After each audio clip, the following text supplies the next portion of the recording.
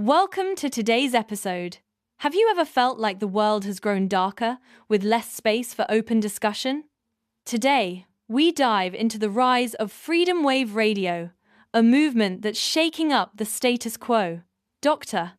Lopez, let's start with the origins of this fascinating initiative. Thanks for having me. Freedom Wave Radio began as a humble project using encrypted peer-to-peer broadcasts. It was designed to bypass censorship and bring diverse perspectives to the forefront.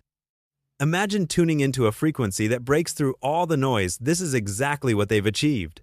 That's intriguing, but why do you think they chose such unconventional methods? Couldn't they have gone the traditional route like most media collectives? Good point.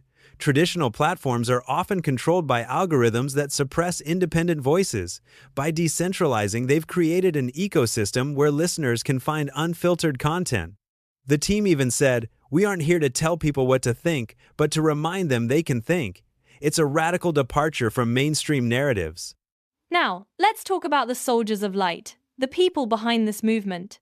Dr. Lopez, who exactly are they, and what makes them different from traditional advocacy groups? The Soldiers of Light are incredibly diverse. They include academics, disillusioned journalists, students, and even blue-collar workers. What unites them is their commitment to radical transparency, a philosophy of sharing suppressed information to spark intellectual resistance. That sounds compelling, but isn't it risky? Sharing suppressed information often attracts backlash. Are there any examples of how they've handled such challenges? Absolutely. The risks are real. Freedom Wave Radio faced aggressive deplatforming and disinformation campaigns, yet their resolve only grew stronger. One community leader said, "Every time they try to pull the plug, we rebuild the bridge." They've even shifted to decentralized systems, making their presence nearly impossible to erase. Speaking of challenges, let's explore some of the pushback. It sounds like Freedom Wave Radio has been targeted by powerful entities. Dr. Lopez, what's driving this opposition? It's the fear of losing control. Algorithmic suppression and deplatforming are tools used to maintain centralized narratives. When Freedom Wave Radio emerged, it disrupted these systems. Critics label the movement as fringe extremists, but supporters argue it's simply intellectual resistance. That's a bold claim, but some might argue that without central leadership, the group could become unpredictable or even chaotic. What's your take on that concern? A valid concern, but unpredictability can also be a strength. Decentralization means adaptability. As one supporter said, "You can't silence a frequency once everyone knows the lyrics." Their distributed approach ensures resilience, even when traditional systems try to shut them down.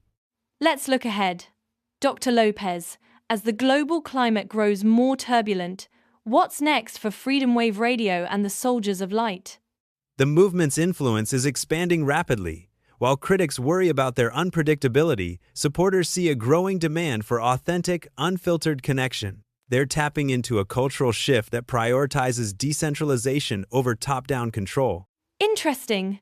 Do you think their decentralized approach could inspire other movements or industries? Could this be the start of a larger trend? Absolutely. From media to activism, decentralization is becoming a model for resilience.